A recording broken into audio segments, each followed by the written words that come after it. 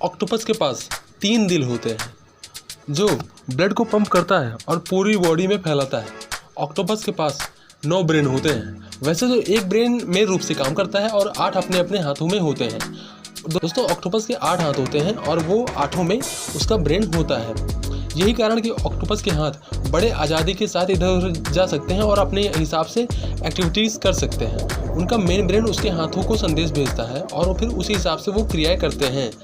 दोस्तों, इंसानों के साथ ऐसा नहीं होता। इंसानों में हमारा जो ब्रेन होता है हमारी पूरी एक्टिविटीज़ को कंट्रोल करता है। ऑक्टोपस के हाथ आज़ाद होते हैं, वो अपने हिसाब से मूव करते हैं और स्वाद भी महसूस कर सकते हैं। ऑक्टोपस को यह नहीं पता होता है कि वो कहाँ पर रहते हैं और उनके हाथ कहाँ पर मूव कर रहे हैं और वो चलते जाते हैं। उनको पता ही नहीं होता है कि वो कहाँ पर हैं, जैसे कि इंसानों के साथ ऐसा नहीं है। खैर, इस सिस्टम को प्रोप्रियोसेप्शन कहते हैं। अप्रैल 1816 को गर्मी का मौसम आया ही नहीं। अप्रैल 1815 में टेम्बोरा के पहाड़ों के बहुत बड़ा विस्फोट हुआ और इंडोनेशिया में ये है।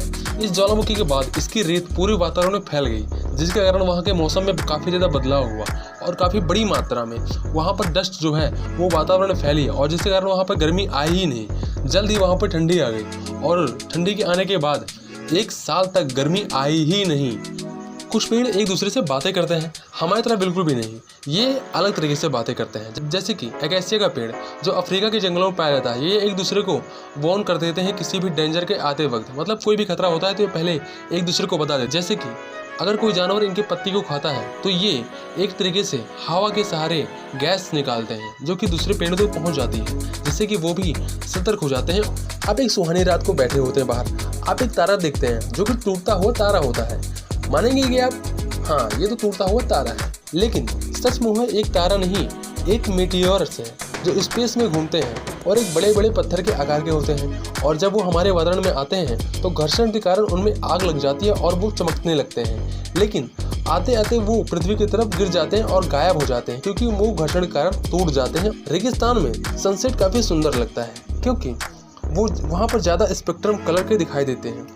सूरज से कई प्रकार के कलर स्पेक्ट्रम निकलते हैं। सूरज सबसे ऊपर होता है तो सब कलर मिल जाते हैं एक साथ और सूरज हमें सफ़ेद दिखाई देता है। लेकिन शाम के समय काफ़ी पतली किरणें हमारे एटमॉस्फेयर में चली जाती हैं और तब किरणें हमें लाल और ऑरेंज दिखाई पड़ती हैं। लेकिन रेगिस्तान में सूरज की किरणों का एक सुंदर दृश्य बहुत ही आसानी से मिल जाता है और वो बहुत ही ज़्यादा सुनहरा होता है। बांस का पेड़ सबसे तेज़ी से बढ़ने वाला पेड़ है। कई बार तो बांस एक दिन में 3 फीट तक बढ़ जाता है। इसके पीछे कारण है कि इस पेड़ को जड़ों की जरूरत नहीं होती है। यह अपने पुराने पेड़ से ही निकल आते हैं, जैसे कि पत्ती, और ये पत्तियों के ही सहारे आगे बढ़ते चले जाते हैं। और इससे भी बड़ी बात यह है कि इन्हें ठोस होने की जरूरत नहीं होती है। ये सिर्फ और सिर्फ अपना पूरा ध्यान अपने लंबाई को बढ़ाने में लगाते हैं, इसीलिए ये काफ़ी ज़्यादा लंबे होते चले जाते हैं। ऐसे वीडियोस देखने के लिए आप चैनल को सब्सक्राइब कर सकते हैं। वीडियो को ऐसा लगा आप कमेंट भी कर सकते हैं और अगर आपको वीडियो पसंद आया है तो लाइक कर सकते हैं। ऐसे वीडियोस देखने के लिए बने रहें ब्लैक स्टार के साथ।